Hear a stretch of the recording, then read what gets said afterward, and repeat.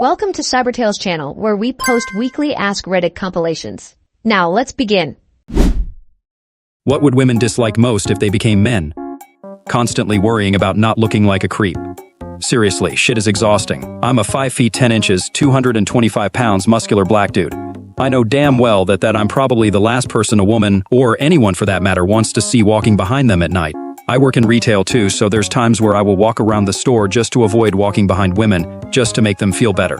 Just to be clear, I'm not saying that women aren't justified for being wary. I completely understand why they might feel that way, but it just sucks constantly trying to make sure I don't accidentally look like a creep. 2. Being viewed with suspicion whenever I interact with children. Plenty of shitty things about being female, but that one is particularly sad for men. 3. Going months without physical contact with another person is common. I work security at a local hospital. Last time anyone touched me beyond crackheads trying to choke me out was my mom 7 years ago. 4. Receding hairlines and baldness. Plenty of hair behind, though. And that got me thinking.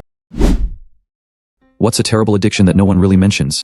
When my grandpa died, he left my grandma living alone in a $2 million house in one of the nicest neighborhoods in Vancouver. That and her pension had her easily set for life. 20 years later, when she passed away, she had consistently downgraded her home every couple years, had nothing in the bank, and the most valuable assets remaining were her wedding ring followed by her TV, all thanks to her addiction to shopping for highly depreciable junk and paying for all her friends at restaurants on a daily basis. The sad part is her generosity to friends cost her almost everything, and they were more than happy to swarm around her and take advantage. But funnily enough, none of them seemed eager to return the favors when she went broke. Everyone could see it coming, and my dad did everything he could to slow it down. But it was as if she either couldn't or willfully refused to acknowledge her wealth was finite to the last penny. All I knew when I was a kid was that if you were going to grandma's house, you were going to see a showcase of all the latest and greatest shit from the shopping channel. She paid like $10K for a 40-inch plasma HD even though she couldn't see well. And if you were going out on the town with grandma, you better hope you didn't eat earlier because you would be missing out on 5-star steaks, followed by all the Pokemon cards and iconic PS2 games you could grab at the store on the way home. Love you forever, Grandma. What's a small life hack that you swear by? 1. Always jot down good ideas as they come to you. Don't rely on your memory. 2. Don't fill out the to field of an email until you are ready to send. 3. Have everything ready the night before. Outfits, socks, shoes, even hair ties and brushes. I raised daughters. Coffee ready to go. Kids are adults now, but I still do this. 4. Something I got from Jim Henson, the guy behind the Muppets. When you have multiple tasks to complete, make a list with the tasks ordered from hardest to easiest and complete them in that order. Every task is easier than the last, and the ones in front of you are easier than what you're currently doing. Sort of like starting at the top of the hill and going down rather than climbing up. 5. Not a hack, but a phrase I say to myself all the time: fucking 2 things up at the same time isn't multitasking. 6. Don't wait, do it now. Dishes need to be done? Don't wait till the morning. Do them right after you're done eating or when better as you're still cooking. Got an assignment due in 3 weeks? Get it done in week 1. It's probably the absolute hardest thing for our procrastination-heavy society, but the amount of stress you avoid by just knowing that you are already done with what you need to do is euphoric.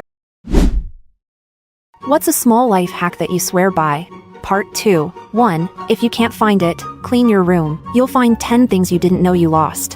2. A plastic trash bag for dirty laundry when traveling. Packs easily and isolates dirty from clean. 3. Set a random alarm during the day to check your posture. It's shocking how much better you feel when you start sitting up straight more often. 4. If it takes less than 2 minutes, do it now. 5. 1 push-up every day, even if it's only in bed. It keeps the habit of exercise fresh and consistent in my mind. It's my only workout rule. I've had the habit for almost 2 years and look much more fit despite rarely putting in more than a few minutes on any given day. It's led me to believe the habit is more important than the exercise itself. 6. Have a place that you put your stuff when you get home, and commit to putting it there every time. Wallet, keys, purse, backpack, jacket, whatever. You will never be scrambling to find stuff when you're trying to leave. 7. When you can't take big steps, take baby steps. Because moving slowly is still moving. What victim ended up being the bad guy after more information came out? In 1864, a train pulled into London carrying a bloodied unconscious man, Franz Müller. Police were alerted, and when the man came to, Müller told them as they were riding, 2 men approached him and tried to rob him. However, Mr. Müller fought back, was shot, and then left behind as the robbers jumped off the train. What actually happened was Franz Müller attacked a Mr. Thomas Briggs, a 69-year-old banker, and robbed him of his gold chain and pocket watch. Later in the day, Mr. Briggs would be found unconscious lying on the tracks because Müller shot him and threw Briggs off the train. Briggs would soon pass away from his injuries. Police were super suspicious, and then a pawn shop owner came forward identifying Müller as selling him Briggs's gold chain. London police issued a warrant. However, Müller had already fled the hospital and boarded a sail ship for New York. Scotland Yard inspectors took a steamship to New York, beating Müller by weeks. They and an entire crowd of people were waiting at the docks when Müller arrived. And that's the story of the first murder on a train. There's a cool book about it Mr. Briggs has had. Give it a thumbs up if you enjoyed to listen too. What's the weirdest rabbit hole you've ever fallen into on the internet? The Great Glitter Mystery. There's a company in New Jersey that is the top glitter manufacturer in the world. When being interviewed, they were asked who their biggest client was. They refused to answer, saying they don't want people to know. Cue millions of people speculating on who the biggest glitter client in the world is and why they want to keep it secret.